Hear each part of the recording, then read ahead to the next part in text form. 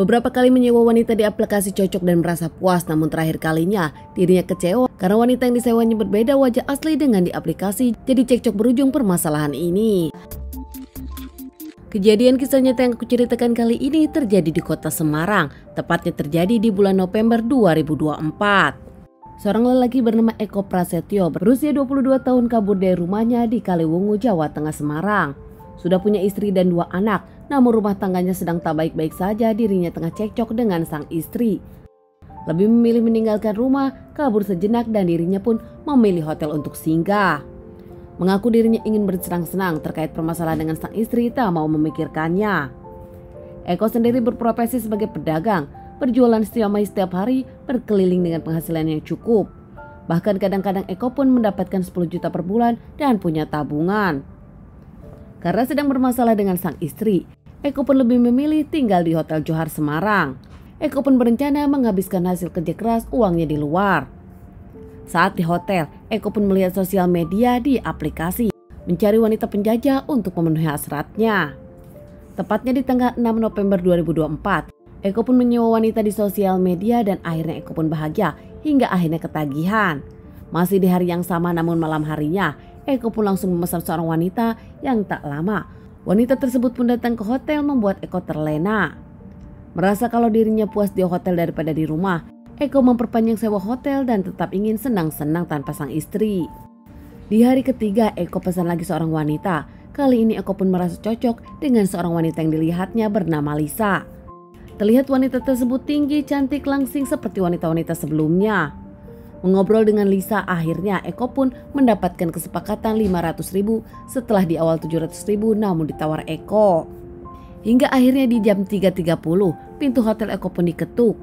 Namun saat Eko membuka pintu kamar, Eko pun kecewa. Wanita yang datang berbeda dengan foto yang ada di aplikasi.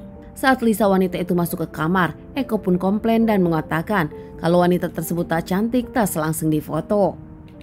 Merasa tak hasrat lagi, Eko pun berniat mengcancel dengan memberikan uang 100.000 kepada Lisa. Namun saat itu Lisa pun menolak dan merayu Eko hingga akhirnya Eko luluh. Antara Eko dengan Lisa pun akhirnya ngobrol dan melakukan hubungan suami istri. Usai melakukan, Eko pun memberi uang 500.000 kepada Lisa dan tak lama Lisa pun mandi. Setelah mandi, Lisa yang merasa kalau dirinya sempat dihina oleh Eko akhirnya keluar kamar. Lisa mengungkapkan kenapa Eko menghina dirinya, padahal Eko sendiri gendut dan bahkan Eko sendiri tak ada ganteng-gantengnya sama sekali. Mendengar hinaan itu dari Lisa, Eko pun tak terima, bahkan Eko langsung menampar Lisa, membekap dan membenturkan Lisa beberapa kali hingga mencekik Lisa tak bernyawa. Melakukan penganiayaan kepada Lisa diseret kamar mandi, yakin sekali lagi memastikan Lisa tak bernyawa dengan menginjak-injaknya. Akhirnya Eko pun sadar dan panik saat Lisa tak bernyawa. Eko merasa bingung bagaimana nanti dirinya menyingkirkan jasad Lisa.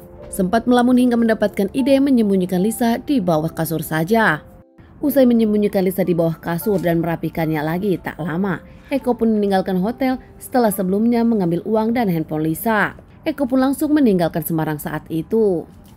Sementara petugas hotel saat itu melihat ke kamar namun tak ada jawaban. Hingga keesokan harinya petugas pun masuk ke kamar hotel dan membersihkannya. Namun merasa ada bau busuk hingga akhirnya dicari sumbernya. Ternyata sumber bau busuk tersebut ada di bawah kasur. Pihak dari petugas hotel pun melihat jasad seorang wanita yang sudah tak bernyawa dengan kondisi yang cukup tragis. Karena kaget dengan penemuannya, akhirnya pihak petugas hotel pun melaporkan kejadian ini kepada pihak kepolisian. Tak lama pihak kepolisian datang ke TKP menyelidiki kasus ini dan membawa jasad sang wanita ke rumah sakit untuk dilakukan otopsi. Hasil otopsi mengungkapkan kalau korban mendapatkan penganiayaan parah hingga akhirnya tak bernyawa. Hasil identifikasi korban sendiri ternyata wanita tersebut bernama Nadia Juni Setia Utami berusia 25 tahun. Lisa atau Nadia sendiri ternyata adalah warga Candi Semarang. Pihak kepolisian menyelidiki dan melakukan pengejaran kepada pelaku yang ternyata terlihat di CCTV. Pelaku pun memberikan fotokopi KTP. Tak butuh waktu lama pihak kepolisian pun akhirnya berhasil mengamankan Eko. Saat itu Eko pun diamankan di pelabuhan saat akan kabur. Tak bisa mengelak lagi, Eko pun akhirnya mengakui dirinya lah pelakunya. Motifnya karena dirinya kesal, wajah wanita tersebut berbeda aslinya dengan di aplikasi. Mulut wanita tersebut pun membuat dirinya sakit hati hingga akhirnya memilih menghabisi wanita tersebut. Diamankan terkait permasalahan ini, Menjalani beberapa kali persidangan hingga akhirnya dirinya pun terancam divonis hukuman 15 tahun penjara. Sementara istri dari Eko yang tak tahu apa-apa merasa sang suami mengkhianati dirinya bahkan menipunya. Istri dari Eko pun lebih memilih cerai dari Eko. Bahkan mengaku kalau keluarganya memang sudah lama menginginkan dirinya menceraikan Eko. Teman-teman, sekian dulu bahasan kasus yang aku bawakan kali ini.